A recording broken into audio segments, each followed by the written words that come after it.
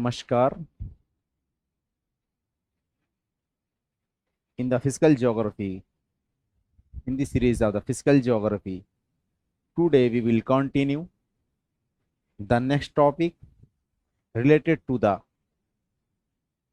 continent and ocean. Today's topic is related to the continent and ocean.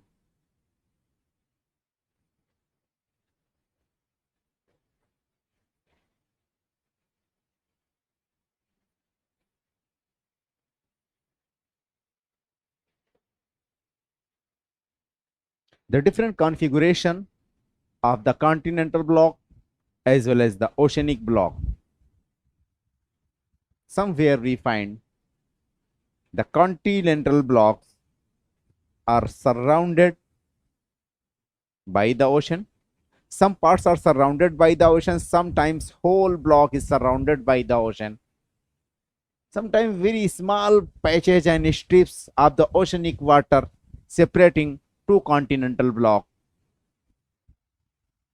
In such a manner, we can say these continents as well as oceans are the creations of billions of the years. Different theories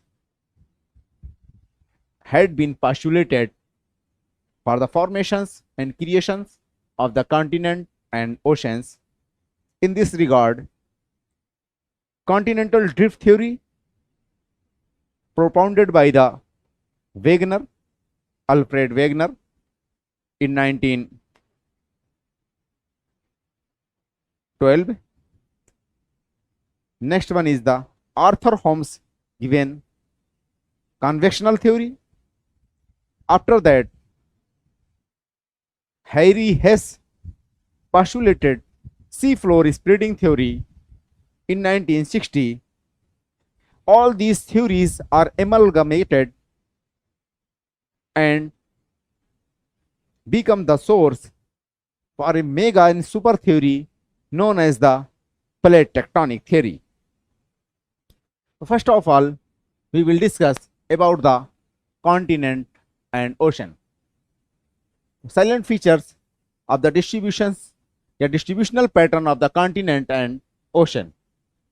आज हम बातें करते हैं continent और ocean के बारे में कि उनका फॉर्मेशन कैसे हुआ, उनकी रचना संरचना कैसे हुई, उनके बनने के क्या क्या कारण हैं और वो कौन कौन सी थेरीज हैं जो कि डिफरेंट स्कॉलर्स ने, डिफरेंट जियोलॉजिस्ट ने, मेट्रोलॉजिस्ट ने अलग अलग समय पे दी हैं, और उसका जो नेक्स्ट वर्जन थेरी है उन सबको मिला करके कौन कौन सी थेरी कैसे कैसे आई, इस सीरीज में हम ये बातें करेंगे। आज से पहले हम कॉन्टिनेंट और ओशन के बारे में बातें कर लें और उसके कुछ फीचर्स के बारे में बातें करें। तो salient features of the distributional pattern of the continent and ocean, इसके अंतर्गत अगर हम बातें करें salient features of the distributional pattern of continent and ocean, तो number 1, 70.8% of the globe is represented by ocean. 70.8% of the total surface area of the globe is represented by the ocean. Lump sum 70.8% जो है total surface area जो globe का है, जो ये गोलार्थ है, उसका ओशन से है, ढका हुआ है। यानी ओशन जो है हमारा, ये मान लेते हैं हम ग्लोब है, इस ग्लोब पे जो है अप्रोक्सीमेट 70.8% एरिया क्या है, वाटर बॉडीज है या ओशनिक वाटर है, ओशियनिक वाटर है ये। Remaining 29.2% area, 29.2% area of the area is represented or covered, is represented or covered, represented or covered by continent. Continent. तो ये हिस्सा कितना हो गया हमारा 29.2% एरिया, ये क्या हमारा कॉन्टिनेंट का है। ठीक, 70.8% हिस्सा जो है ओशन का है, ओशन सरफेस का है, और 29.2% हिस्सा पूरे ग्लोब पे, जो अगर सरफेस की बात करते हैं, ऊपरी हिस्से की बात करते हैं, तो कितना है ये कॉन्टिनेंट से ढका हुआ है 29%। नेक्स्ट हमारा कैरेक्टर इसमें है, यह आ जाएगा features. Approximately 75% of the continent, 75% of the continents are situated or located in northern hemisphere. 75% of the continent, यानी कि ग्लोब पे 75% जो है कॉन्टिनेंट नदर्न हेमिस्फीयर में है। तो सदर्न हेमिस्फीयर में कितना परसेंट कॉन्टिनेंट है? महाद्वीप का हिस्सा सदर्न हेमिस्फीयर में हमारा ओनली और ओनली 25% है। इसका मतलब ये हुआ, तो इसी का रिवर्स हो जाएगा, 75% of the ocean situated in southern hemisphere. Southern hemisphere में 75% हिस्सा ओशन का है, तो 25% हिस्सा ओशन का कहां हो जाएगा हमारा? 25% हिस्सा ओशन का कहां पे है हमारा? नदर्न हेमिस्फीयर में। इसका मतलब ये हो गया, इसका मतलब ये हो गया कि 25% कॉन्टिनेंट का हिस्सा सदर्न हेमिस्फीयर में है। किसी तरह से भी एंगल से हम इसको पढ़ लें, कैसे भी ये कर लें। यहाँ पे एक लाइन ड्रॉ कर देते हैं, डिवाइडिंग लाइन, समझने के लिए। ये हो गया हमारा नेक्स्ट पॉइंट। अगला पॉइंट हमारा इसी में है। अच्छा, continent is arranged in a triangular shape. Ocean is also arranged in a triangular shape. The base of the continent situated in the north side, while apexes are projected toward the southern sides. हम पहले बातें कर लें continents के बारे में।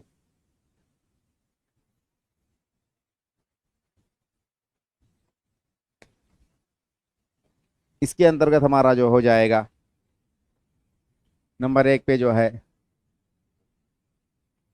Continents. Continents are arranged in such a manner that bases या base is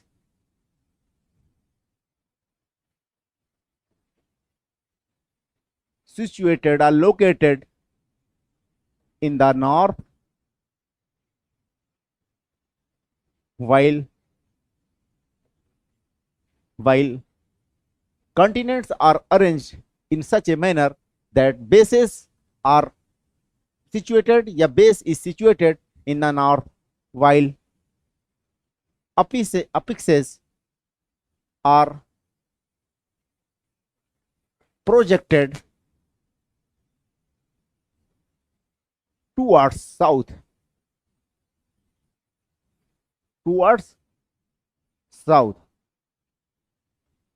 जितने भी कॉन्टिनेंट्स हैं अगर हम उन सभी को ले लेते हैं तो हम क्या पाते हैं कि सबका कॉन्टिनेंट्स का जो बेस है, यानी कि निचला ये जो फ्लैट एरियाज है वो नॉर्थ की तरफ है। सपोज दैट ये ले हम बना लेते हैं यहां पे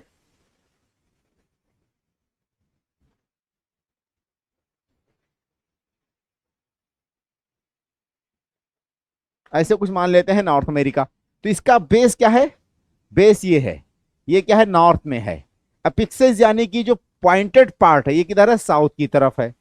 ऐसे हम साउथ अमेरिका को ले लेते हैं, इसी के नीचे साउथ अमेरिका भी था, उसका भी कुछ ऐसे बन जाएगा मैप हमारा। देखिए बेस जो है इसका भी नॉर्थ की तरफ है, और apexes are pointed toward the south. Apexes are pointed toward the south. Apexes यानी कि जो पॉइंटेड हिस्सा है इसका, नोकिला वाला हिस्सा, जैसे ट्रायंगुलर शेप है सारे के सारे कॉन्टिनेंट ज्यादातर, और ट्रायंगुलर शेप में क्या है, जो बेस है वो नॉर्थ की तरफ है, और जो अपिक्सेस हैं यानी कि पॉइंटेड हिस्सा हमारा साउथ की तरफ है। Except except Australia and Antarctica. Except Australia and Antarctica. Australia और अंटार्कटिका को छोड़ करके अगर हम ऑस्ट्रेलिया का मैप बनाते हैं तो ऑस्ट्रेलिया का मैप कुछ इस तरह बन जाएगा।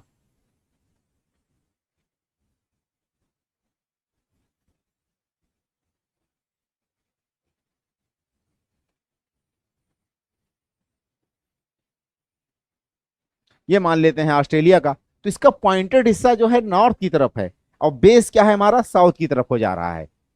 तो इस तरह से ऑस्ट्रेलिया का एक्सेप्शन है, अंटार्कटिका का एक्सेप्शन है। अंटार्कटिका क्या है, सदर्न पोल पे है एग्जैक्टली। तो इन दोनों को छोड़ करके इसी का अगर हम रिवर्स ऑर्डर की बात करते, ये हमारा ये हो गया नॉर्थ अमेरिका, साउथ अमेरिका हमने बनाया।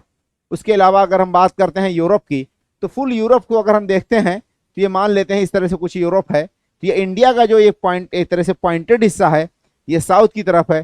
पूरा ये साइबेरियन जो एरियाज हैं ये जो है एक तरह से नदर्न हिस्सा है, इसको हम बेस माना तो ये क्या कहलाएगा आपका, यूरोपियन सॉरी यूरोप और एशिया दोनों को मिला करके कॉन्टिनेंट को। तो उसका भी यही फार्मूला अप्लाई हो रहा कि बेस जो है नॉर्थ की तरफ है।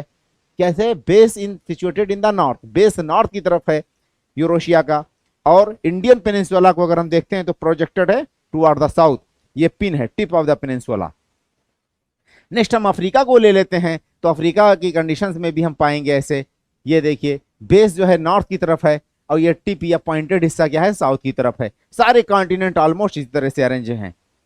अगला हमारा पॉइंट्स है, इसको अगर मिटा दिया जाए, नेक्स्ट पॉइंट्स हमारा है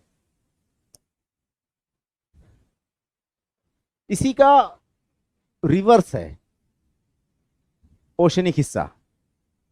ठीक है, अगर हम in case of ocean, ocean की अगर बारे में बातें करें तो base is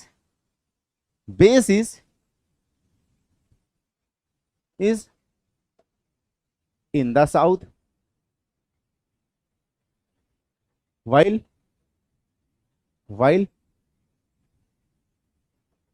apexes are in the north. इसी का रिवर्स है, ये कॉन्टिनेंट वाली कंडीशंस के रिवर्स है। अब अगर इस तरह से देखते हैं हम, मान लेते हैं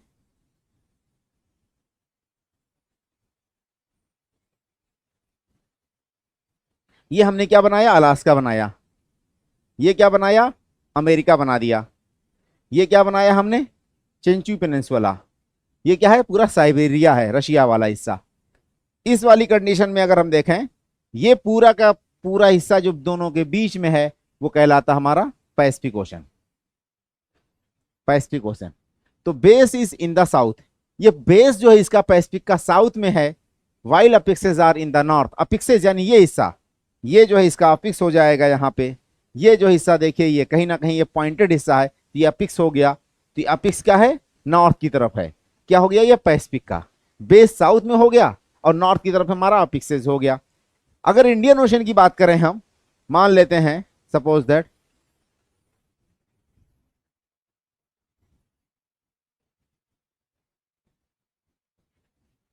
इस तरह से कुछ मैप हमने ड्रॉ कर दिया इंडियन, मतलब कि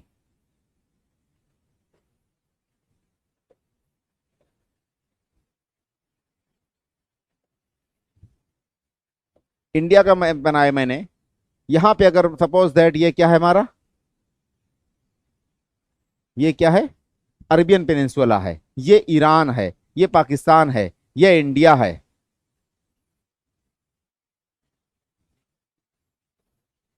इस तरह से कुछ मान लेते हैं। इंडियन कंडीशंस में अगर हम कॉन्टेक्स्ट में बातें करें, सॉरी ये पूरा मिट गया हमारा, फिर से हम इसको ड्रॉ कर लेते हैं। इंडियन कॉन्टेक्स्ट में अगर हम बातें करें, ये अफ्रीका हमारा है,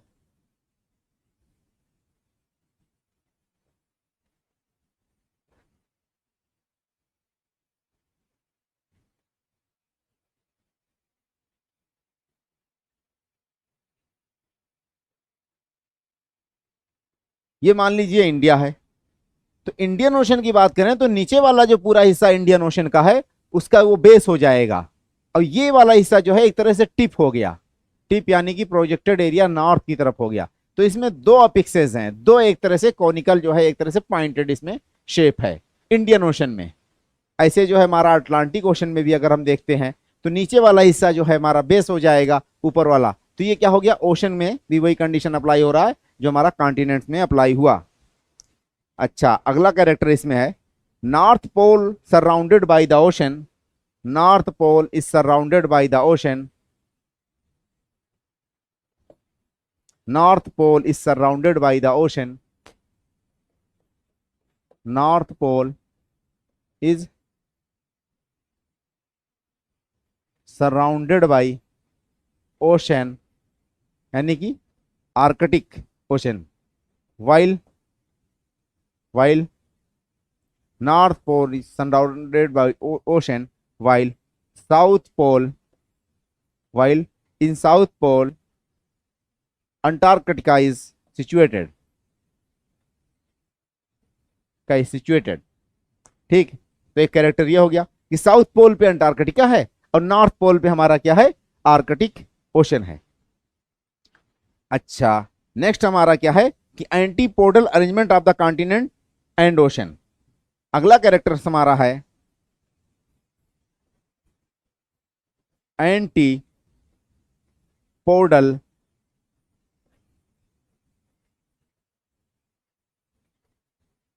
arrangement of ocean and continent. Only 1.4% continent का हिस्सा ऐसा है जो कि कॉन्टिनेंट उसके अपोजिट में है। एंटीपोडल का मतलब क्या होता है, diametrically opposite. Diametrically opposite, antipodal का मतलब क्या होता है, diametrically opposite. Diametrically opposite, diametrically opposite. Suppose that this is the earth, this is the globe. अब डायमेट्रिकली अपोजिट का मतलब क्या, ये वाला जो हिस्सा है नॉर्थ पोल, इसका डायमेट्रिकली अपोजिट एकदम साउथ पोल हो जाएगा। ऐसे ही यहां इसका अपोजिट जो है आपका इस साइड में यह हिस्सा हो जाएगा। इसका अपोजिट जो है डायमेट्रिकली क्या है, इस साइड में इधर हो जाएगा कहीं। ऐसे ही यहां पे अगर कोई हिस्सा है तो इसका इस वाले हिस्से का अपोजिट इधर वाला हिस्सा हो जाएगा। इसको अगर हम मैप के थ्रू ड्रॉ करते हैं, समझने की कोशिश करते हैं,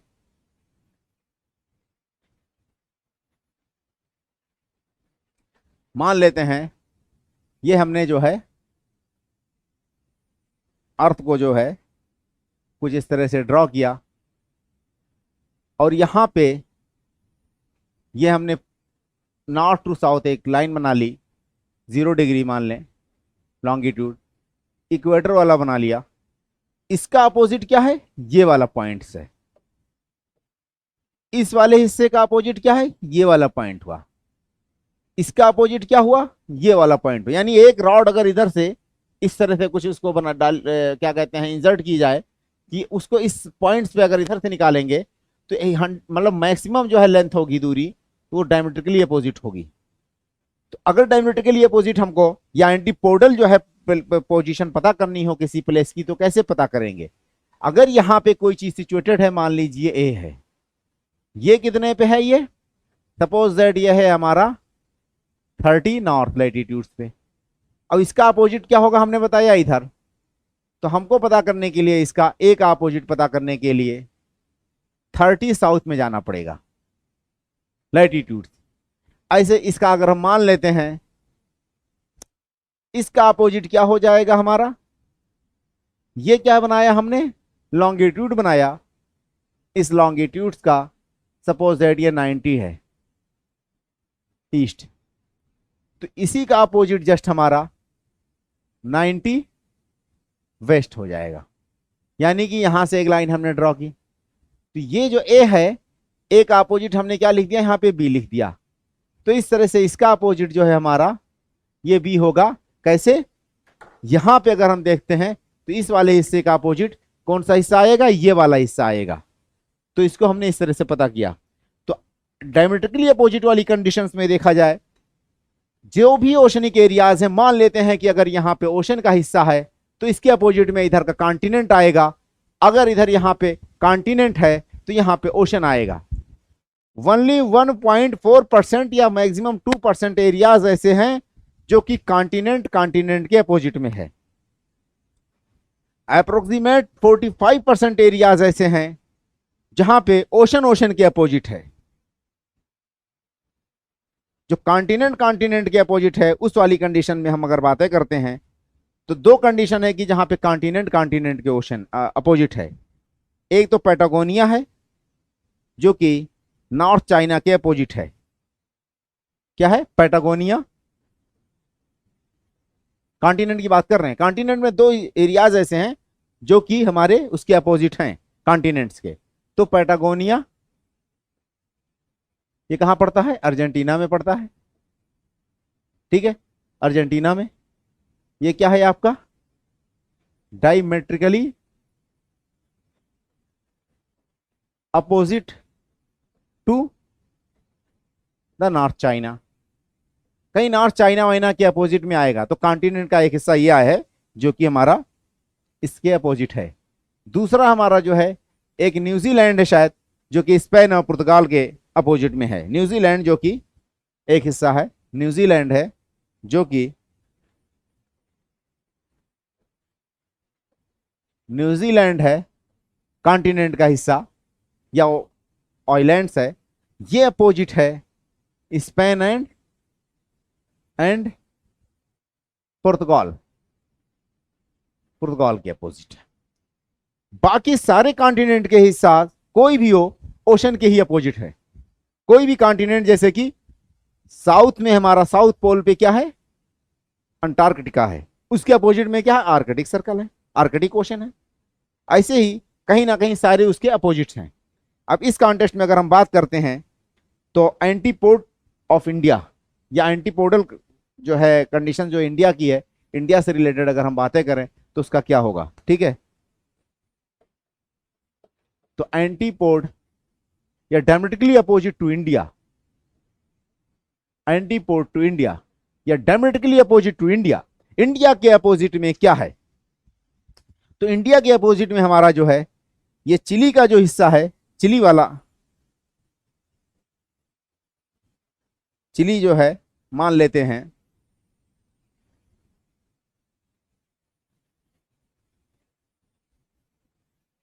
ये कुछ मैप हमने ड्रॉ किया चिली का।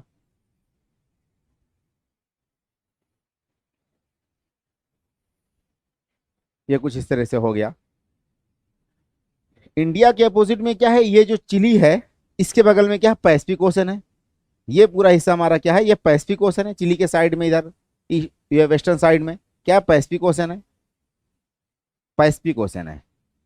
और पैसिफिक ओशन में एक आइलैंड्स पड़ता है, मैं नाम भूल गया, बहुत स्मॉल आइलैंड है, Sala y Gomez, Sala y Gomez, Sala y Gomez. ये आइलैंड जो है very tiny islands situated in the south eastern Pacific near to the Chile, मतलब चिली के अंदर ही आता शायद ये आइलैंड, उसी की एक तरह सॉवरेंटी है इस पे है। और यहां से ये जो पूरा हिस्सा है ऐसे ऑलमोस्ट इंडिया के जो है अपोजिट में ये हिस्सा है। तो इंडिया के अपोजिट में क्या है, south eastern parts of the Pacific approximate the actual location would be Salawai Gomez Islands situated in the Pacific Ocean. अब बातें करते हैं, ये फीचर्स हो गया continents. What are the major factors of the formations of the continents and ocean?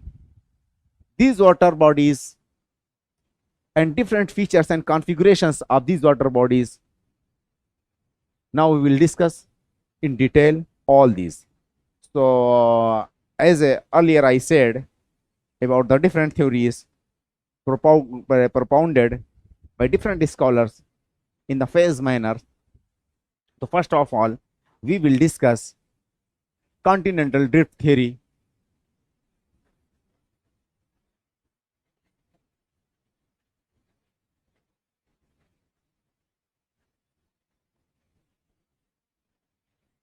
Continental drift theory. This theory was propounded by the Alfred Wegener.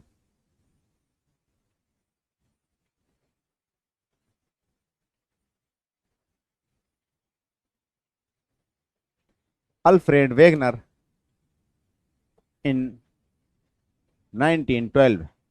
He was a German scholar, meteorologist, geologist, and having different knowledge in the different fields.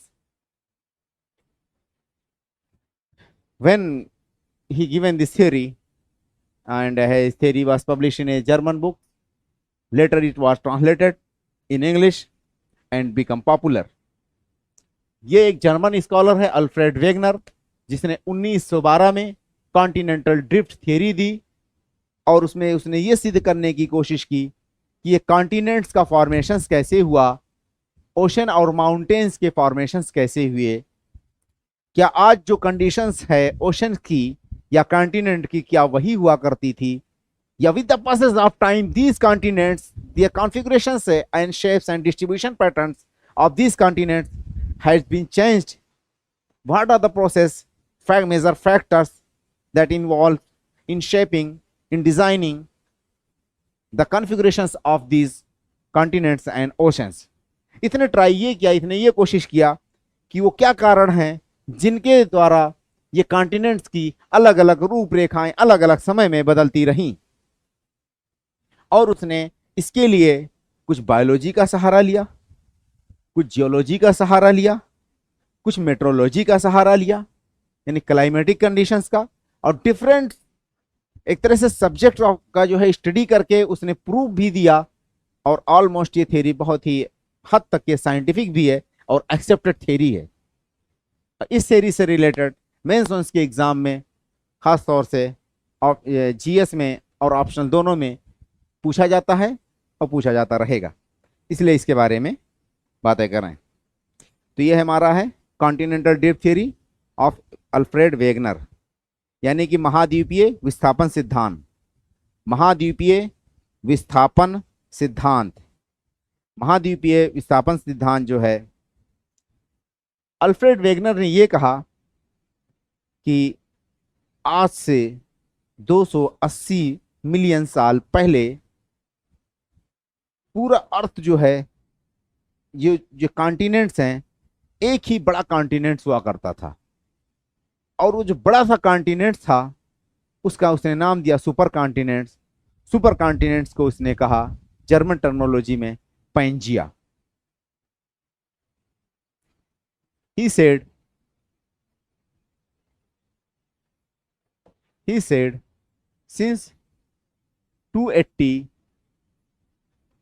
million BP there was a supercontinent namely as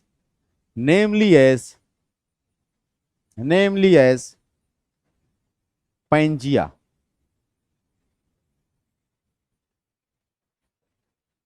This Pangaea was surrounded by a supermassive water bodies,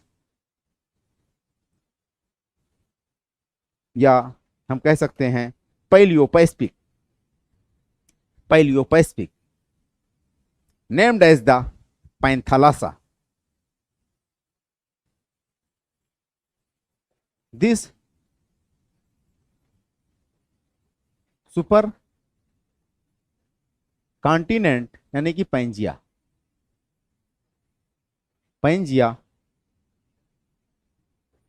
was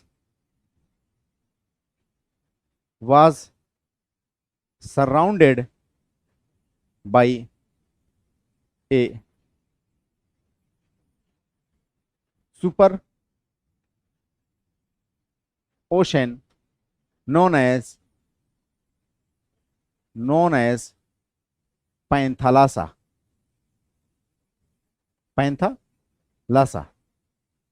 Known as Panthalassa. तो पहली बात तो इसने ये बोली, दूसरी बात इसने ये कही, this Pangea was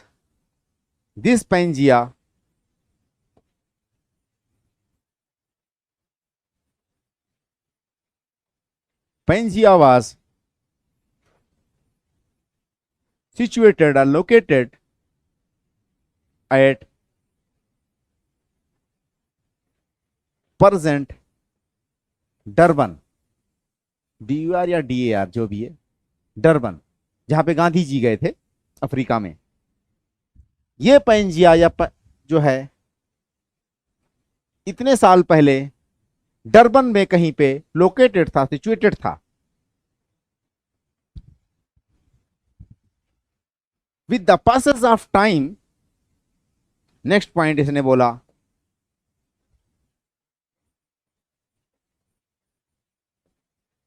with the passage of time,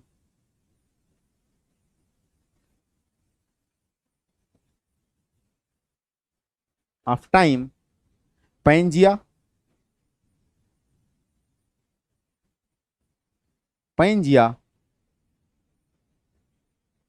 started to move equatorward.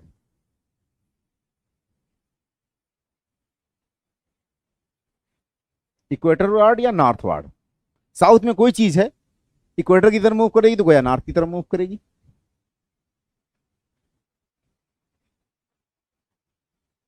In the midst of its movement, Pangea started broken while it's continue in its route to move toward the north. जैसे जैसे Pangaea Durban से, south Africa से, पूरा continental block कहां पे था, south Africa पे कहीं हुआ करता था। जैसे जैसे पैंजिया नॉर्थ की तरफ मूव करने लगा, बोर्ड छोटा पड़ जाता, ये दिक्कत आती थोड़ी। मान लेते हैं ये हमारा ये पूरा ग्लोब है, यहां पे कहीं पे आज के टाइम पे एक लैटिट्यूड बना देते हैं 40 या 45 के आसपास।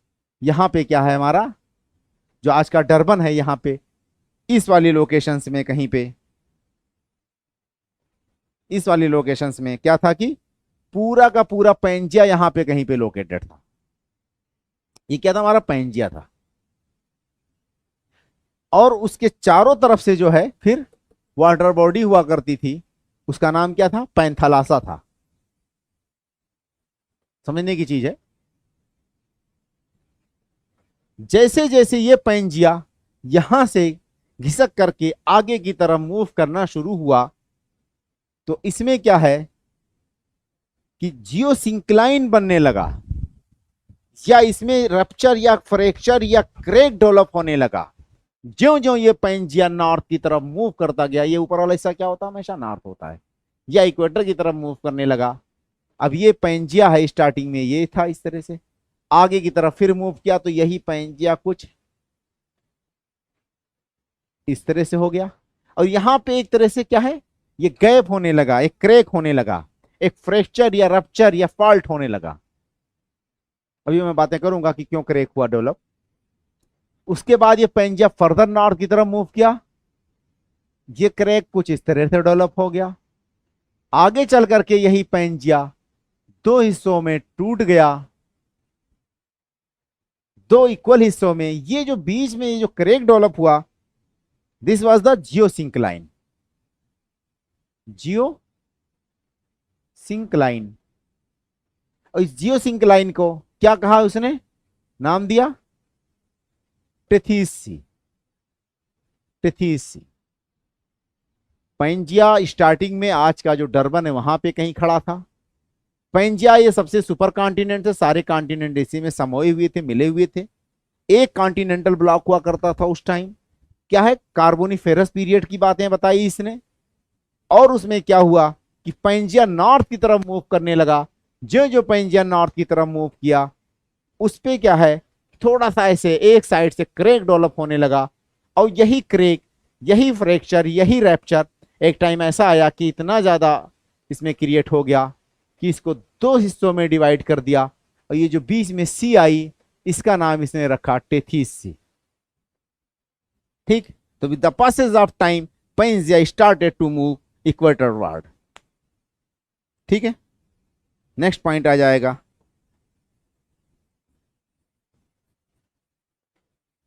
during the movement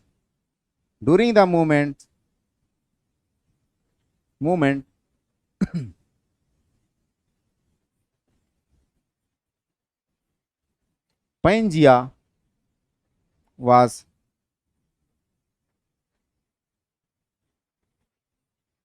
started to be broken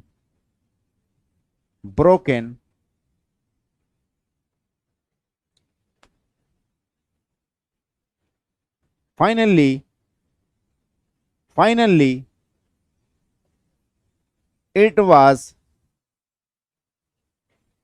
broken into two massive blocks. It was broken into two massive blocks. One block moved northward, another block, ये क्या है, इक्वेटर के आसपास आते आते ये दो हिस्सों में डिवाइड हो चुका था। यही पैंजिया जब साउथ से चला नॉर्थ की तरफ अपनी गति में, मोशन में, तो ऐसा हुआ कि 200 मिलियन साल पहले आज से Pangaea was broken into two pieces, into two blocks. ठीक है, कब, during the Carboniferous period, during the Carboniferous period.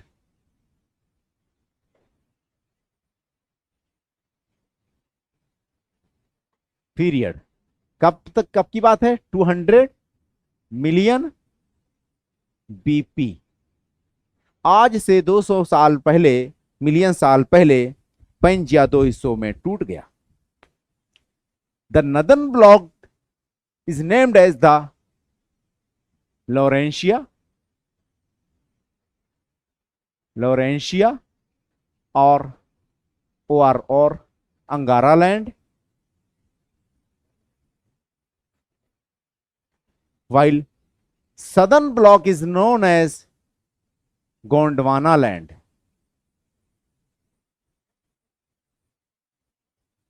Southern block is known as Gondwana land. The water body that divided the two blocks of the Pangea known as the Tethys Sea. The water body that divided the Pangea into two blocks known as the Tethys Sea. अच्छा, अब क्या है, आगे क्या हुआ? हमने ये कहा कि 280 मिलियन साल पहले, बीपी मतलब बिफोर प्रेजेंट, 280 मिलियन साल पहले एक सुपर कॉन्टिनेंट हुआ करता था, महाद्वीप, कॉन्टिनेंट्स महाद्वीप, जिसका नाम पैंजिया था।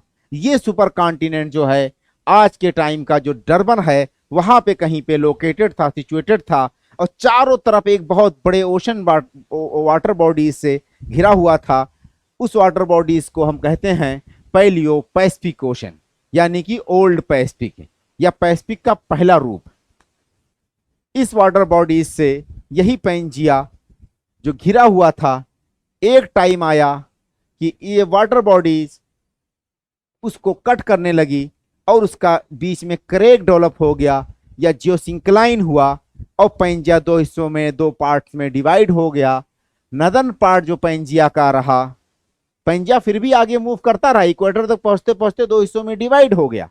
जो नदर्न पार्ट पैंजिया का था उसका नाम रखा गया लॉरेंशिया, जो अंगारा लैंड, अंगारा लैंड कहें या लॉरेंशिया दोनों एक ही चीज है।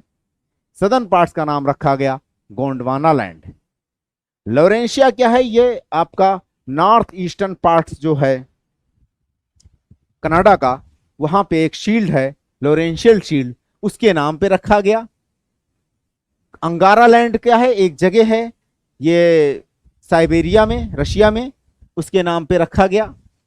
गोंडवाना, गोंडवाना ट्राइब है इंडिया की, गोंडिया, गोंड वगैरह, उसके नाम पे रखा गया नाम इसका गोंडवाना, सदर्न ब्लॉक का।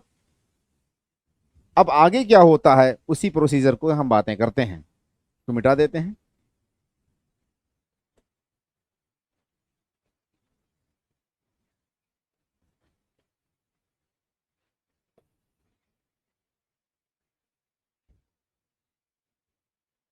ठीक है, तो Pangaea was divided into two blocks. One blocks हमने नाम दिया उसका लॉरेंशिया,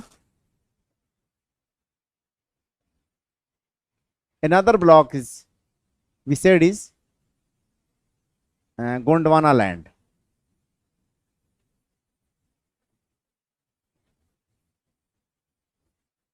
Gondwana land.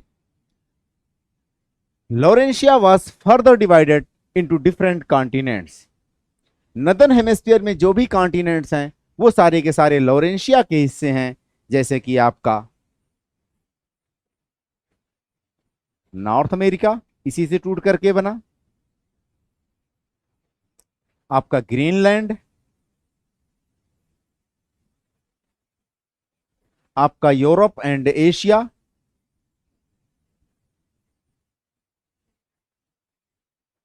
जितने भी हैं नदर्न हेमिस्फीयर में सारे के सारे लॉरेंशिया के हिस्से हैं। जो गोंडवाना है उससे टूट करके क्या क्या बना, उसमें नंबर एक पे हमारा मान लेते हैं, इधर से चलते हैं वेस्ट से, तो south America. These blocks were further divided and formed different continents in the later phases.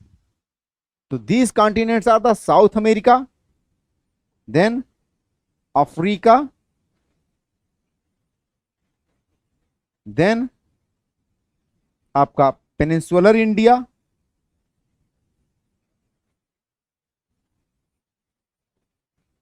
Peninsular India, then Australia, Australia, then Antarctica. ये सारे के सारे हिस्से जो है आपका गोंडवाना लैंड से बने। अब हम इसमें कुछ एजम्पशंस हैं कि जिसके आधार पे इन्होंने अपनी थ्योरी रखी है, या basic premises on which he postulated his theory.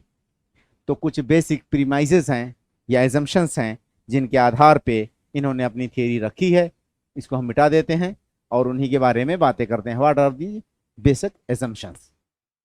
तो नंबर ये है, लिखते हैं बेसिक एजम्पशंस। बेसिक एजम्पशंस,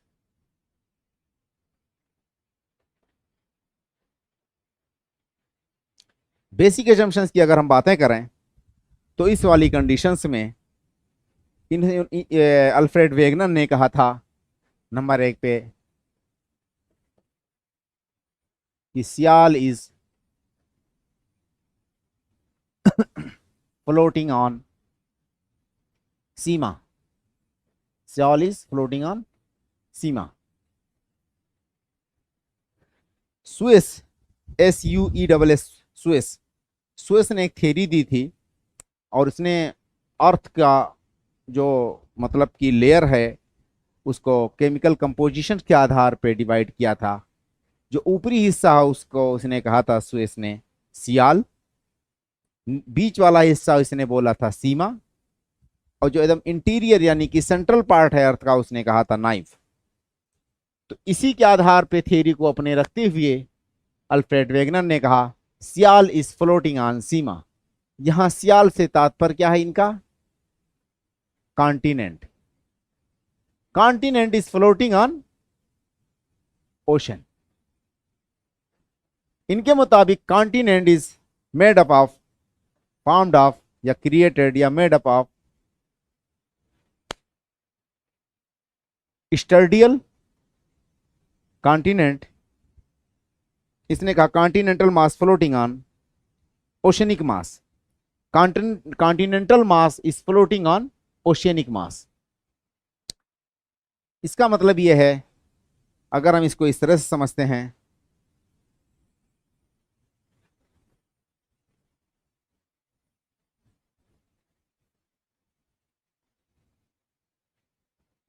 गलत बन गया थोड़ा,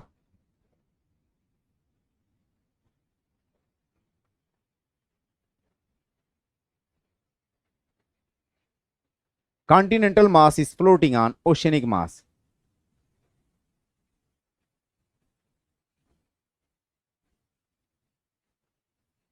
ये है, इसको मैं मान लेता हूं ओशन का ऊपरी हिस्सा। ये हमारा क्या है? कॉन्टिनेंटल हिस्सा है, कॉन्टिनेंट सही है। ये क्या है? ओशन है। ओशन में ये कॉन्टिनेंट वाला जो हिस्सा है ये बहुत ही पतला सा है। ऐसे और पतला कर लिया जाए इसको, ये बहुत ही पतला है, ना के बराबर है मान लेते हैं इसको। ऐसे खत्म ही हो जाता है ऑलमोस्ट। ये बहुत ही बारीक हिस्सा है ये इस तरह से कुछ है।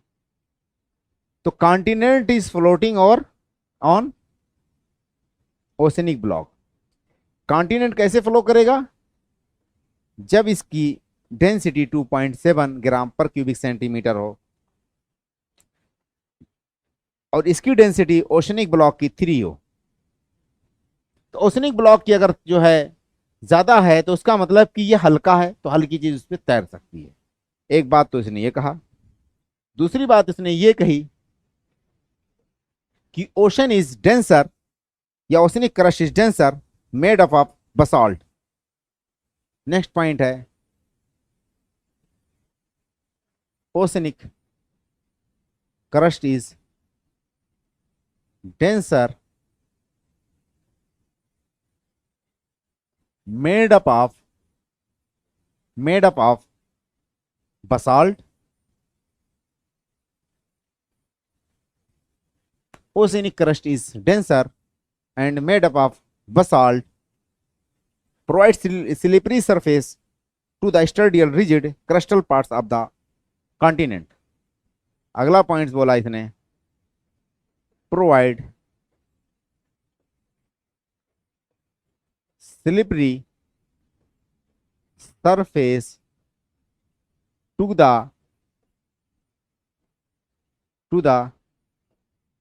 sturdial hard and solid sturdial rigid crustal block। rigid crustal block।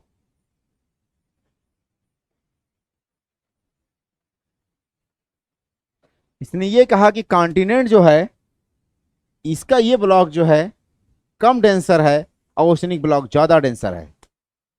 ज्यादा डेंसर है प्लस ये क्या है कि ये ज्यादा स्टर्डियल है और रिजिड भी है, और ये वाला थोड़ा स्मूथली है या स्लिपरी ग्राउंड प्रोवाइड करता है ओशनिक ब्लॉक। किसको? कॉन्टिनेंटल ब्लॉक को। तो oceanic crust is denser, oceanic crust जो है ज्यादा डेंसर है, परपटी जो है ज्यादा डेंसर है ओशन का जो बना हुआ है। और ओशन ये बना हुआ है आपका बसाल्ट का, कॉन्टिनेंट बना हुआ है हमारा ये ग्रेनाइट का। इसीलिए कॉन्टिनेंट जो है ज्यादा स्टर्डियल और रिजिड है, ज्यादा सॉलिड है। ये स्लिपरी है ओशनिक ब्लॉक वाला हिस्सा, इसीलिए उसके ऊपर ये तैर रहा है। जो ये बात कही कि continent is floating over the ocean, इस बात को साबित करने के लिए दूसरा इसने एजम्पशंस दिया। अगला पॉइंट इसमें क्या हमारा है,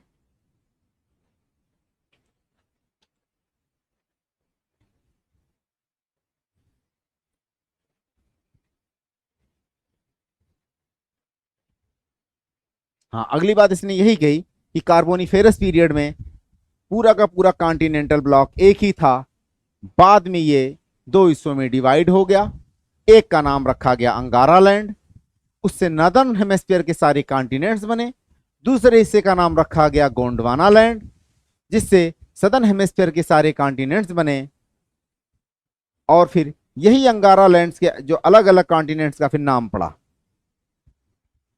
बीच में एक जियोसिंक्लाइन हुआ या ऐसा कोई सी बन गया जो दोनों को अलग की, उसका नाम इसने रखा था टेथीस सी। अगला इसमें पॉइंट्स ये रखा इन्होंने कि these continent drift into two directions. अगला एजम्पशन इसने दिया, these continents move into two directions या ड्रिफ्ट इनटू टू डायरेक्शंस।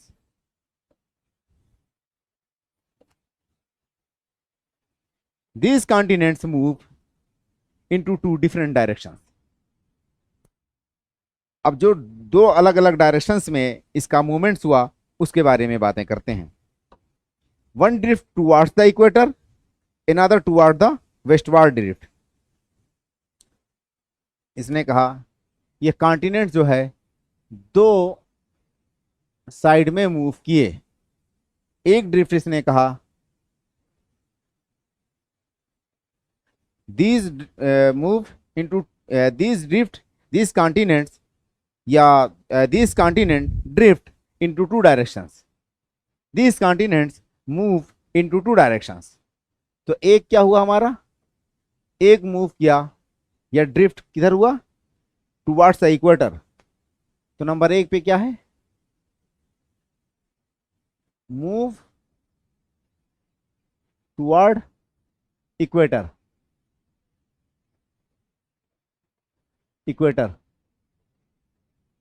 दूसरा जो है मूव किया हमारा, एक तो है इक्वेटर की तरफ मूव किया, दूसरा वाला कंडीशन हमारा ऐसा कुछ है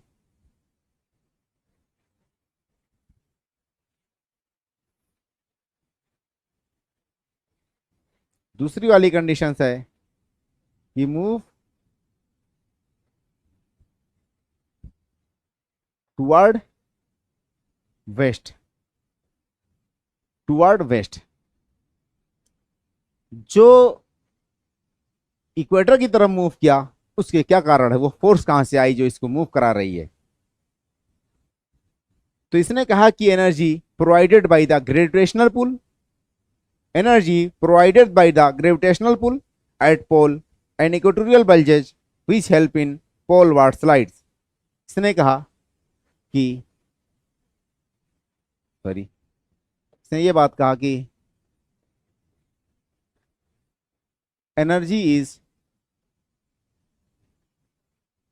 provided by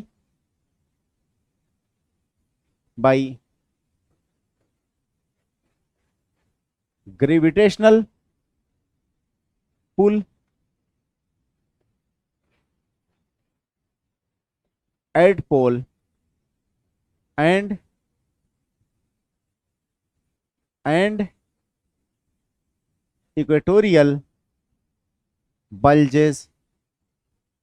and equatorial bulges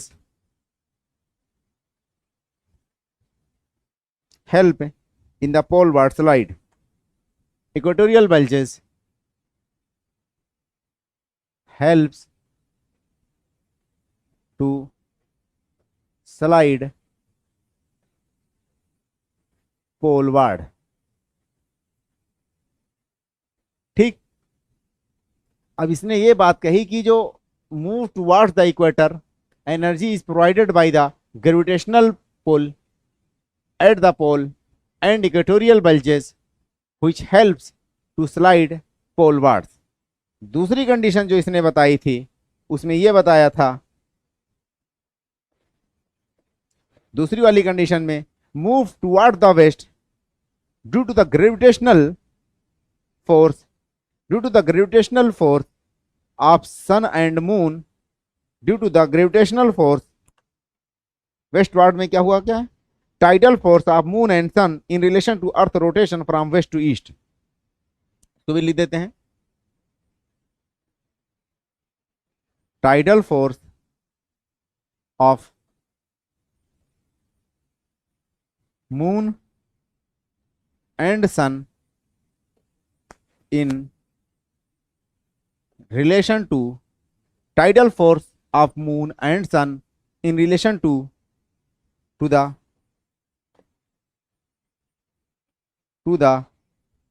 movement of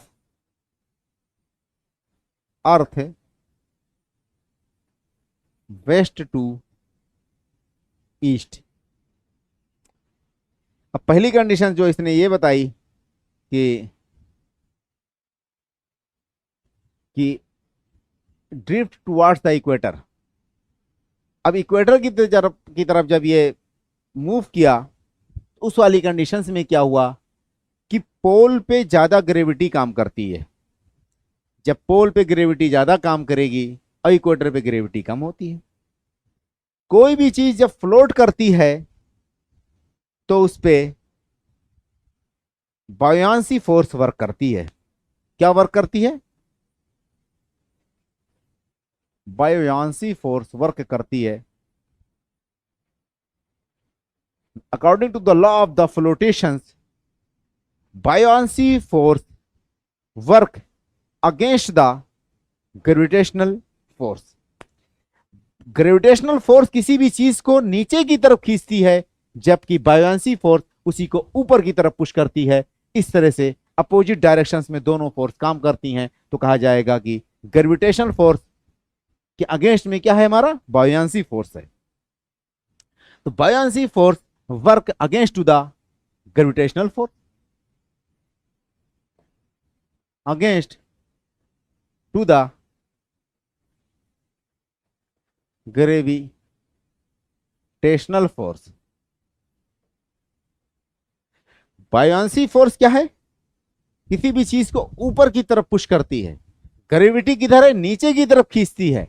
तो दोनों एक तरह से ऊपर नीचे का मामला यह होता है कि कहीं ना कहीं बैलेंस होता है। ये क्या कौन सी बात है? ये लॉ ऑफ फ्लोटेशन के हिसाब से है।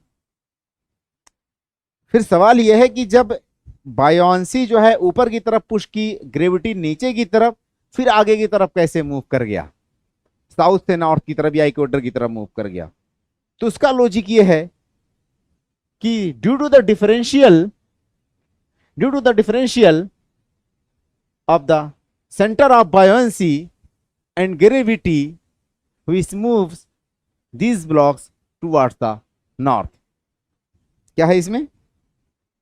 इसका मामला यह है कि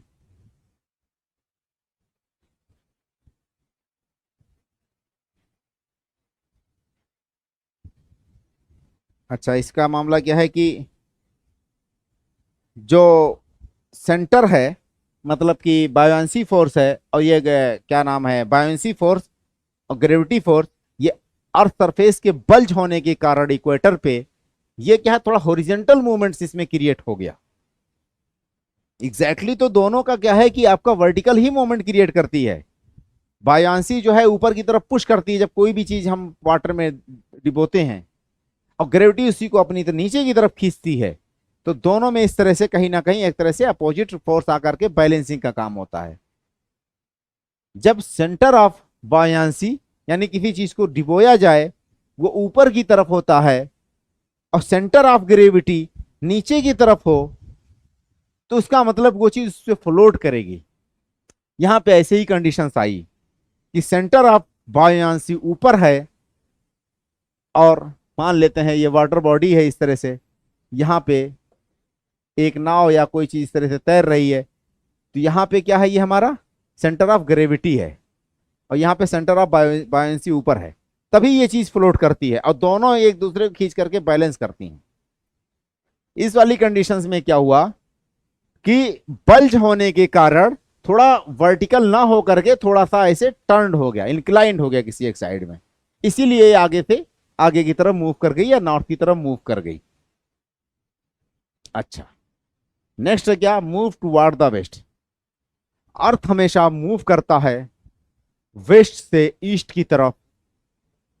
अगर कोई फोर्स अलग उसके अपोजिट डायरेक्शंस में काम करे, जैसे सन है और मून है, और इसको ऐसे इसका मूवमेंट हो रहा था, और इसी चीज के टुकड़े पे ज्यादा फोर्स एकाएक काम कर दे, तो इसका कुछ टुकड़ा हट करके वेस्ट की तरफ खिसक जाएगा। तो उसमें यही हुआ कि tidal force of the moon and sun in relation to the movements of the earth west to east, क्या हुआ, कुछ हिस्सा इसका वेस्ट की तरफ मूव कर गया। अब जब कुछ हिस्सा इसका वेस्ट की तरफ मूव कर गया, तो उससे क्या हो गया, formations of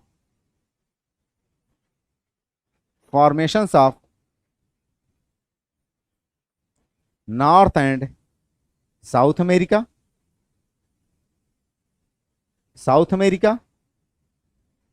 and formations of Atlantic oceans,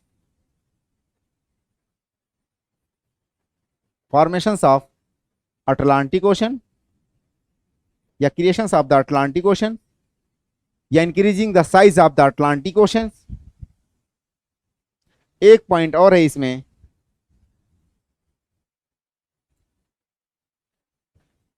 the mantle parts create resistance to the सियाल,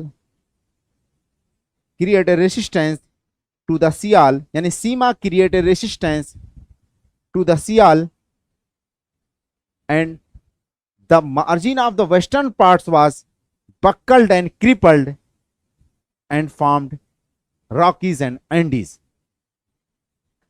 जब यही चीज नॉर्थ से, सपोज दैट इसको अगर हम मिटा देते हैं, यहां पे कहीं लिख देते हैं, मान लेते हैं कि ये हमारा जो है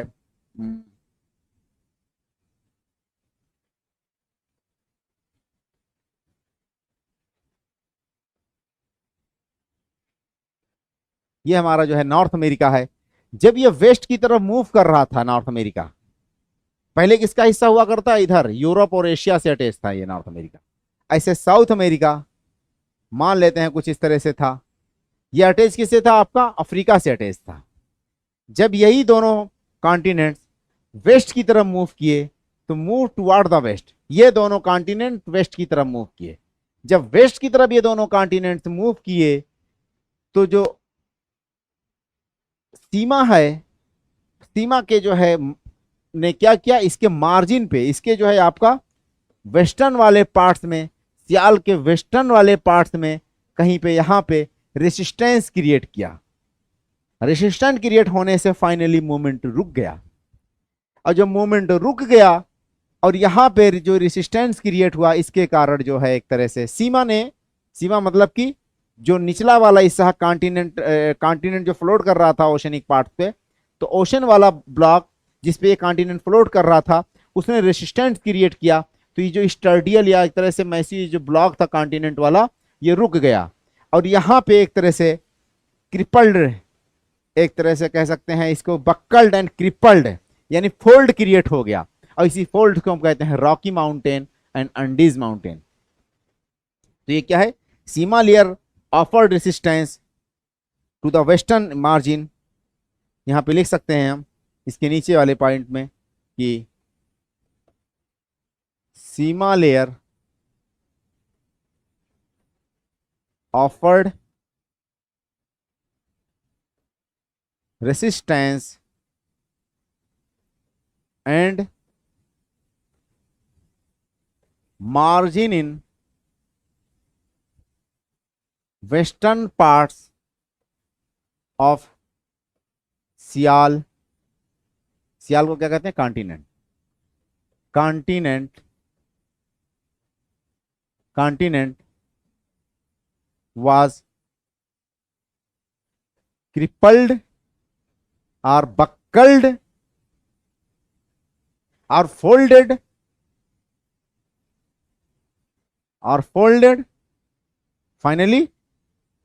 finally formed Rockies and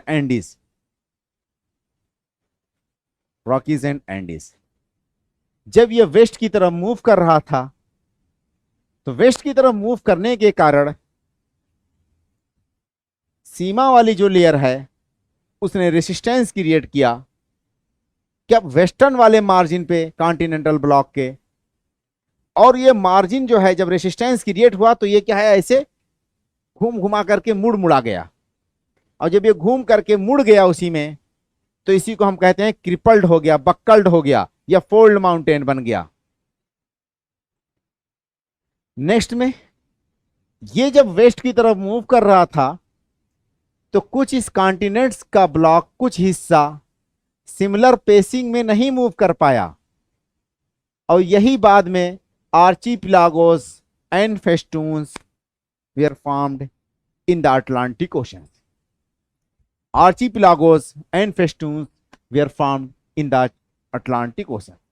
Atlantic oceans में आर्चीपिलागो और फेस्टून्स का फॉर्मेशन कैसे हुआ, उतने ही पेसिंग से, उतने ही स्पीड से, उतने ही तेज गति से ये कॉन्टिनेंटल ब्लॉक्स मूव नहीं कर पाए, तो क्या हुआ, जिनका फॉर्मेशन हुआ। तो ये वेस्टवार्ड मूवमेंट से ये हुआ, ये कॉन्टिनेंट्स बने।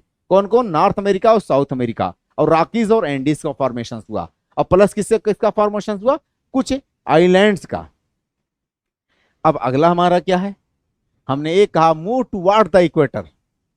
इक्वेटर की तरफ क्यों मूव किया, due to the gravitational pull at pole, pole का मतलब north pole, and equatorial bulges slips या स्लाइडिंग टुवर्ड्स द नॉर्थ।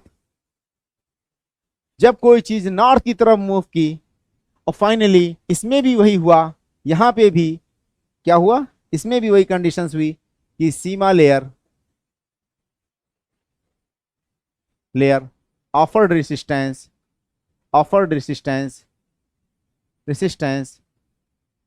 ठीक। और उसमें क्या हुआ कि नदन वाला पार्ट जो है उसके सदन वाले पार्ट से कहीं जाकर के टकराया, और इस तरह से एक चेन ऑफ द माउंटेन्स बन गया, जिसको हम कहते हैं फोल्ड माउंटेन्स, ठीक। अच्छा, अब ये हमारा जो है, ये जो फोल्ड माउंटेन्स बना, sima layer offer resistance plus the northern parts of Indo Australia and Africa collided with the southern parts of the Eurasia and formed या created the new old mountains known as the Himalaya, known as the Alps, known as the Atlas, known as the Zagros, and different names in different places. Himalaya या China, ये जो आपका India China है, यहां से लेकर के कंप्लीटली जो है आल्प्स तक, एटलस जो है आपका नॉर्थ अफ्रीका में है, आल्प्स जो स्विट्जरलैंड और इटली में है, और इस तरह से जगरोस और ये सब जो है ईरान और वहां पे टर्की में, ये सारे के सारे माउंटेन की पूरी जो चैन है वो इसी के कारण नॉर्थ की तरफ इस ब्लॉक्स को मूव करने के कारण हुआ। कौन सा, इंडो ऑस्ट्रेलियन अफ्रीकन ब्लॉक, ये दोनों कॉन्टिनेंट्स को नॉर्थ की तरफ मूव करने के कारण ये ब्लॉक्स बने। अब इसके बारे में, थ्योरी के बारे में कुछ चीज़ें हम एविडेंस के तौर पे लेते हैं, जो थ्योरी को सिद्ध करने की कोशिश की गई है उसके बारे में ले लेते हैं। एविडेंस की अगर हम बात करते हैं तो उसमें हमारे बस मुश्किल से 10 मिनट्स और हैं, 10 मिनट्स में हो जाएगा एंड। तो एविडेंस यानी कि प्रमाण, एविडेंस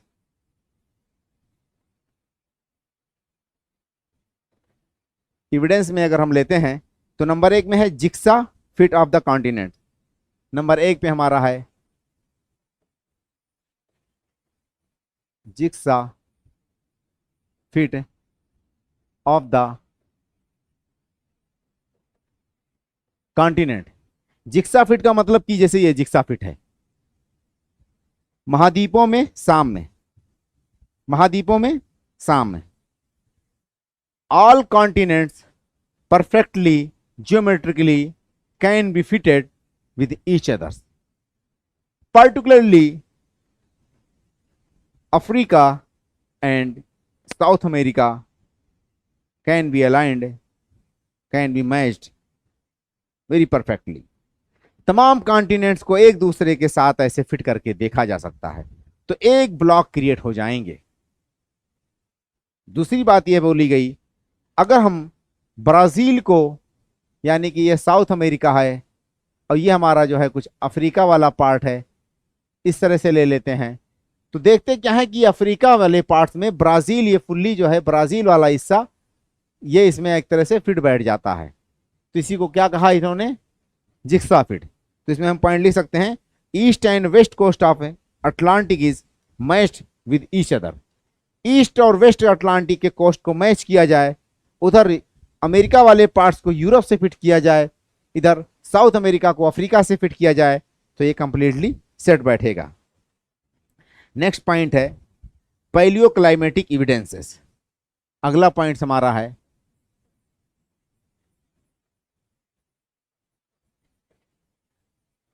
पैलियोक्लाइमेटिक इविडेंसेस। पैलियोक्लाइमेटिक इविडेंसेस, पैलियोक्लाइमेटिक का मतलब होता है पुरातन जलवायु। पुरातन जलवायु का मतलब है कि ग्लेशियर है, ग्लेशियर इज द फेनोमेना और the activity of polar and sub polar areas, but the glacial deposit is found in the equatorial areas. But the glacial deposit is found in the equatorial areas. Its mean earlier equatorial areas was located in the polar region or temperate region. There where glacial and its fluvial activities was common. Equatorial areas में मध्य रेखा वाला जो क्षेत्र है, जहां पे glacial deposit यानी कि टिल्लाइट्स, मोरैन वगैरह कभी नहीं पाए जा सकते।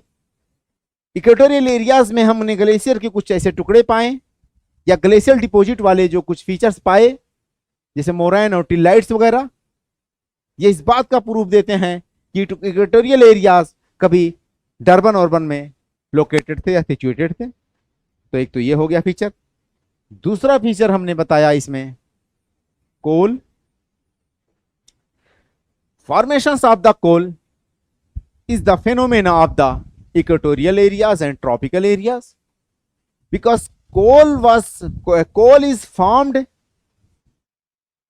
from the hardwood trees of equator and tropical forest. कोल जो है ये हार्डवुड ट्री से बनता है इक्वेटर और ट्रॉपिक्स के, लेकिन कोल की सीम, कोल के ब्लॉक्स हमको पाए जाते हैं टेम्परेट और पोलर एरियाज में। उसका मतलब ये है कि ये प्लेट्स, ये कॉन्टिनेंट्स कभी मूव कर रहे होंगे और जो इक्वेटर एरियाज में जब वो रहे होंगे तो वहां पे कोई बहुत बड़ा हिस्सा फॉरेस्ट का, इक्वेटोरियल फॉरेस्ट या ट्रॉपिकल फॉरेस्ट का जमीन के भीतर के अंदर धंस करके, दब करके, सबसाइड हो करके, वही सड़गल करके, डिकम्पोज हो करके टेम्परेचर और प्रेशर पे कोल बन गया होगा और बाद में वो ड्रिफ्ट करके हिस्सा टेम्परेट या आपका साइबेरियन एरियाज में मूव कर गया होगा। तो इस तरह से हमने कहा पैलियोक्लाइमेटिक एविडेंसेस, कोल। नेक्स्ट हमारा जो है जियोलॉजिकल एविडेंसेस, अगला पॉइंट हमारा है। तो कोल फॉर्मेशन कहाँ का फीचर है, ट्रॉपिकल, और ये बनता है ट्रॉपिकल और इक्वेटोरियल फॉरेस्ट से, लेकिन कोल हमें पाया भी जाता है रशिया वशिया में, जहाँ पे टेम्परेट या सब पोलर एरियाज में भी, जैसे कि यूक्रेन में भी, कजाकिस्तान वगैरह में कोल पाया जाता है। क्यों पाया जाता है? हो सकता है कि ये एरियाज कभी इक्वेटोरियल एरियाज से पास हुए हों और वहाँ पे काफ़ी दिनों तक रुके रहे हों, तो उस टाइम पे वहाँ पे जो फॉरेस्ट वुड है इक्वेटर और ट्रॉपिकल वाला, वो ज़मीन के अंदर जा करके सड़ गल करके आगे जा करके कोल बनाया हुआ हो। अगला जो है एविडेंस इन्होंने दिया है जियोलॉजिकल एविडेंसेस। जियोलॉजिकल एविडेंसेस की अगर हम बात करते हैं, पैरेलल कोस्ट में है सिमिलर फॉर्मेशन, पैरेलल कोस्ट में है सिमिलर जियोलॉजिकल फॉर्मेशन। क्या है? Parallel coast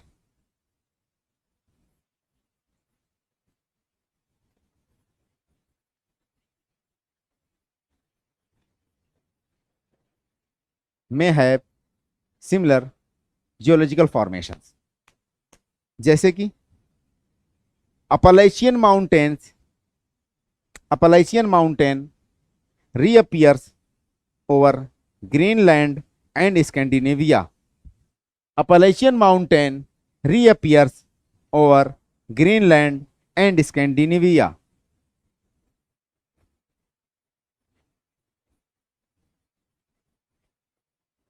Appalachian mountain reappears over Greenland and Scandinavia।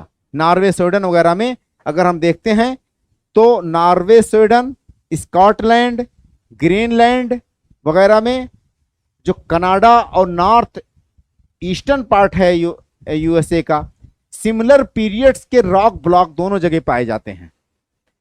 यानी अपलेशियन माउंटेन का एक्सटेंशन ही है वो वहां पे, जो कि हर्सिनियन माउंटेन्स बिल्डिंग के पीरियड्स के हैं दोनों रॉक्स। तो इस तरह से सिमिलर जो है मतलब दोनों साइड कोस्ट में अगर हम मैच करते हैं तो ऐसा लगता है कि दोनों कोस्ट एक रहे होंगे कभी। तभी तो दोनों कोस्ट अगर अलग भी हो गए तो जो यहाँ पे स्कैंडिनेविया यानी कि नॉर्वे, स्वीडन, स्कॉटलैंड वगैरह में जो रॉक का ब्लॉक है, जो टाइम पीरियड है, जियोलॉजिकल टाइम है, उस पीरियड का सेम कनाडा और यूएसए में भी पाया गया। इसका मतलब कि दोनों एक रहे होंगे कभी ब्लॉक। ये अगला एविडेंस इसमें इन्होंने दिया है कि placer deposit at Ghana and Guyana. अगला है placer deposit at Ghana and Guyana. Guyana का मतलब कि जो फ्रेंच गुयाना होता नहीं है, जहां से सर्न यानी कि यूरोपियन जो एजेंसी है अभी GSAT-30 यानी इंडियन सैटेलाइट्स वगैरह को लॉन्च की थी, तो ये नॉर्थ नदर्न पार्ट्स है आपका साउथ अमेरिका का, वो वाला हिस्सा, वो वाला हिस्सा गुयाना है। और घाना क्या है? ये आपका अफ्रीका है। ये मान लेते हैं हम क्या है आपका अफ्रीका का, ये हिस्सा क्या है? घाना है। और ये हिस्सा क्या है? हमारा नॉर्थ अमेरिका है। ये हिस्सा क्या है? गुयाना है। यहां पे भी प्लेसर डिपॉजिट है, यहां पे भी प्लेसर डिपॉजिट है। घाना में प्लेसर डिपॉजिट है। प्लेसर डिपॉजिट का मतलब कि mineral brought by the river water and deposited in its course, that is the प्लेसर deposit. ये जो है गोल्ड, अगर प्लेसर डिपॉजिट यहां पे है घाना में, तो उसका सोर्स पता चल जाता है कि इधर के जो माउंटेनियस एरियाज हैं वहां पे कुछ पाया जाता है गोल्ड। लेकिन इसका क्या सोर्स है ये नहीं पता चल पाया गोयाना वाला आज तक। इसका मतलब ये कहा जाता है कि ये हिस्सा इसका जरूर पास में रहा होगा कभी, बाद में दोनों अलग हुए हैं। अगला एक एविडेंस और है, उसके बारे में भी हम बातें कर लेते हैं। तो उस वाली कंडीशन में पैलियोंटोलॉजिकल एविडेंसेस, पैलियोंटोलॉजिकल एविडेंसेस अगला हमारा जो है पैलियोंटोलॉजिकल एविडेंसेस। नेक्स्ट हमारा जो है 3 हो गया, 4 है। हाँ,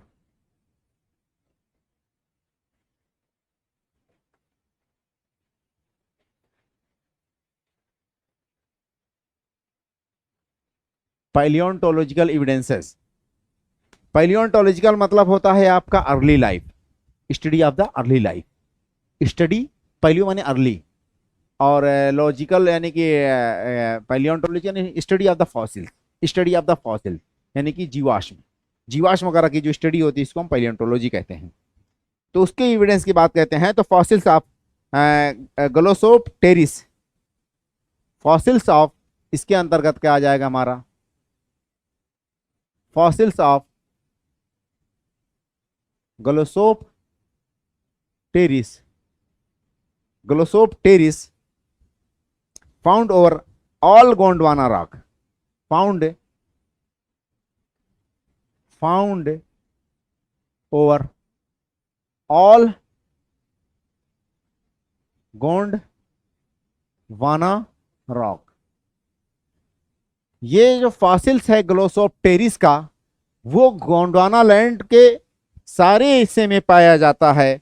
इसका मतलब क्या हो गया कि अगर हम इसको इस तरह से डायग्राम के जरिए समझने की कोशिश करते हैं तो ये कुछ इस तरह से क्लियर हो जाएगा हमारा पिक्चर। मान लेते हैं हम, थोड़ा टफ है डायग्राम, हल्का सा बनाना पड़ेगा हमको।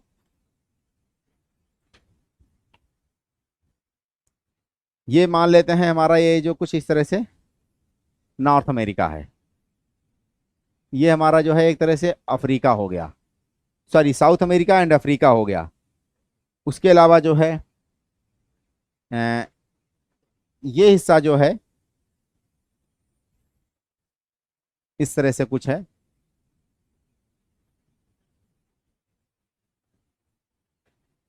ये हमारा ऑस्ट्रेलिया हो गया,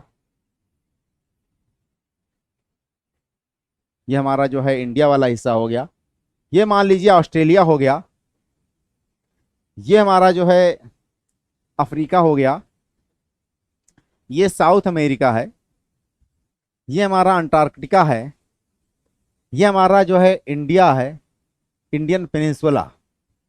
ये जो आपका गोंडवाना रॉक या गोंडवाना ब्लॉक पहले ऐसे ही कुछ था, बाद में ये अलग हुआ होगा, इस तरह से इमेजिन करते हैं। तो फॉसिल्स ऑफ ग्लोसोप्टेरिस, ग्लोसोप्टेरिस एक तरह से ये एक पेड़ है जो लंग शेप की, सॉरी टंग शेप की जो है इसकी लीव्स होती हैं, और इसकी जो लीव्स हैं कहीं पे ट्रैप हो गई रॉक्स में, और वो आज भी येलो या ब्राउनिश कलर्स की, जब इसका एग्जाकवेशन हुआ या खुदाई की गई तो उसमें पाया गया इस ट्री की, इस पेड़ की जो वो हैं क्या कहते हैं मतलब कि पत्ते सारे गोंडवाना रॉक्स में पाए गए। इस पेड़ के पत्ते पूरे गोंडवाना रॉक्स में पाए गए, ठीक है, जो कि ट्रेप हैं किसमें, रॉक्स में, तो इसीलिए फॉसिल्स हो जाएगा। तो एक तो ये एविडेंस है। दूसरा क्या है इसमें, marsupial found over Australia, South America and Africa. अगला एविडेंस इन्होंने लिखा है हमारा कि नंबर 1 तो ये हो गया, नंबर 2 पे marsupial found in, marsupial found in Australia, South America plus Africa. Africa में भी पाया जाता है लेकिन कम पाया जाता है साउथ अफ्रीका में। सबसे ज्यादा कहाँ पाया जाता है, ऑस्ट्रेलिया में पाया जाता है मर्सूपियल, उसके बाद साउथ अमेरिका में पाया जाता है। पाउच, पाउच का मतलब क्या होता है कि जो अपने ओम्स को या अपने बच्चे को कुछ जानवर पेट में रख लेते हैं अंदर तक, उनके अंदर ऐसे थैली होती है, उसी में उसको अंदर सिमो लेते हैं और उसी में जाके अंदर से वो दूध पीते हैं, तो उसको मर्सूपियल कहते हैं। इस तरह के मर्सूपियल के जानवरों में मान लीजिए वल्लभी, कंगारू, कोला, कौन कौन से हैं, वल्लभी, कंगारू एंड कोला, ये सारे जो है मर्सूपियल्स हैं। एक पाउच होता है उनके पेट में, आंत ऐसे नीचे वाली, इसमें जो है स्किन का लेदर का बना हुआ रहता है, उनका फर जो होता है चमड़ा उसी से, और बच्चे उसी में जा करके स्टोर हाउस की तरह जा करके आराम से रह सकते हैं, प्रोटेक्शन के लिए, ऐसा मतलब है नेचुरली। तो मर्सूपियल पाया जाता है ऑस्ट्रेलिया में, साउथ अमेरिका में, अफ्रीका में, और these are the blocks of the Gondwana land. इसका मतलब कि कभी ये हिस्सा एक रहा होगा। अगला हमारा है इसमें कि fossils of mesosaurus found over, अगला हमारा इसी में है, मर्सूपियल जैसे वैसे ही अगला एक है fossils of mesosaurus found in Australia, South America and Africa and India. मतलब कि जो ये सदर्न कॉन्टिनेंट था, गोंडवाना लैंड, उसके जो हिस्से हैं वहां पे आज भी पाया जाता है फॉसिल्स। किस चीज का फॉसिल्स, ये मेसोसोर, मेसोसोरस एक तरह से एक एनिमल था जो कि रेप्टाइल था और ब्रेकिश वाटर में यानी ओशन और सैलाइन वाले उसमें रहा करता था, और ये रेप्टाइल और उसकी बीच की कड़ी है।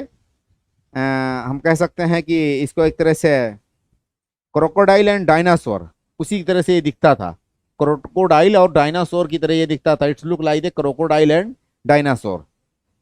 And it was a reptile living in the shallow brackish water of the ocean. तो it's a skeleton found in these Gondwana rock, यानी कि जैसे कि आपका साउथ अफ्रीका में इसका स्केलेटन पाया गया. इरावर फॉर्मेशन ऑफ ब्राजील, वहां पे भी पाया गया. तो इरावर formation of Brazil and South Africa में मेनली इसका वो पाया गया. इसका मतलब कि जो mesosaurs was rolling and moving from one continent to another blocks frequently because these were the single large extensive parts of the single continent. ये एक ही ब्लॉक था, एक ही कॉन्टिनेंट था, इसीलिए सब जगह इसका फॉसिल्स पाया जा सकता है. अगला हमारा जो है बायोलॉजिकल एविडेंस है. नंबर 4 के बाद हमारा अगला आ जाएगा 5 नंबर पे biological evidences. Biological evidences, biological evidences की अगर हम बात करते हैं तो उसमें lemmings jump into the Atlantic by running west and caused massive suicides. इसमें है हमारा जो है lemmings jumps into Atlantic and caused massive suicide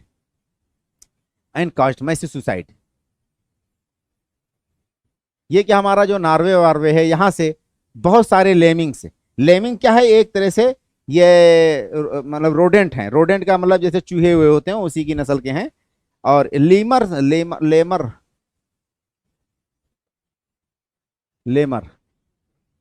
lemurs these are different from the lemmings. Lemurs होते हैं ये एक तरह से प्राइमेट्स हैं. और लेमर सबसे ज्यादा प्राइमेट्स ये आपका वहां पाया जाता है जो अफ्रीका का निचला वाला हिस्सा है, एक छोटा सा आइलैंड है, वहां पे पाया जाता है ये लेमर्स है. तो लेमर्स एक तरह से ये प्राइमेट्स हैं, बंदर की मतलब की नस्ल के हैं. और ये लेमिंग्स यानी कि चूहे हुए की तरह होते हैं. ये यहाँ से आकर के इधर ऐसे आकर के साल में एक बार बहुत ज्यादा आबादी में आकर के कूद पड़ते हैं. उनको ये लगता है कि यहाँ पे पहले ग्रीनलैंड या आपका कनाडा वनाडा का हिस्सा जो है एक साथ अटैच था और अटैच है. और इसी तरह से वो अपनी लाइफ को लॉस कर देते हैं और सदियों तक ये चला रहा है प्रैक्टिस. तो उसको कहा गया कि lemurs jump into Atlantic by running west caused mass suicide. They had knowledge of the nearby continent means Greenland. अब हम यहीं पे विराम देते हैं. All the best. Okay, bye.